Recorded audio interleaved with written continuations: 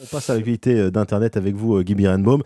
Et vous nous avez trouvé sur le web l'arme fatale, j'ai envie de dire, pour tous ceux qui, comme nous, se lèvent très tôt et travaillent donc de bon matin. Oui, voilà une application pour smartphone développée par des chercheurs de l'université Penn State aux États-Unis qui illustre sous la forme d'un graphique les effets de la caféine dans notre corps, sur notre corps tout au long de la journée. On peut donc savoir à quel moment on est le plus réveillé, le plus efficace, et aussi si on va réussir à dormir, c'est ça ? Oui, le site Canoë explique comment fonctionne Caffeine Zone 2. D'abord, l'utilisateur entre des informations précises sur lui, notamment son poids, puis tout ce qui concerne sa consommation de café, de thé, de soda, quelle quantité il a absorbé, à quelle heure et en combien de temps.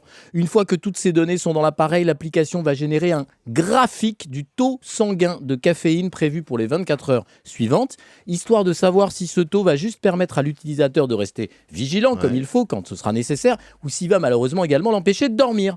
Parce qu'on apprend, en tout cas moi j'ai appris, que les taux de caféine dans le sang augmentent puis diminuent notamment en fonction de la vitesse où vous avez bu votre café. Le professeur Frank Ritter explique dans un article publié sur le site Science Daily que le fait de boire vite une tasse de café provoque une sorte de pic, mais que ça peut aussi laisser suffisamment de caféine dans le sang, malheureusement, pour maintenir le consommateur éveillé la nuit suivante, et ça, c'est pas toujours formidable.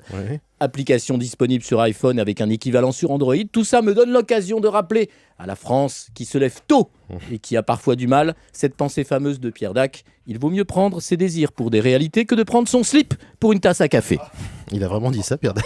Il a vraiment dit ça, je ne peux pas inventer Pierre Dac. Je peux le dire. Merci beaucoup, Guy Birenbaum. On vous retrouve ce soir pour des clics et des claques. Et pas en slip. J'espère bien, entre 20h et 20h45, puisqu'après il y aura du Oui, il y a football du foot, sur l'antenne d'Europe.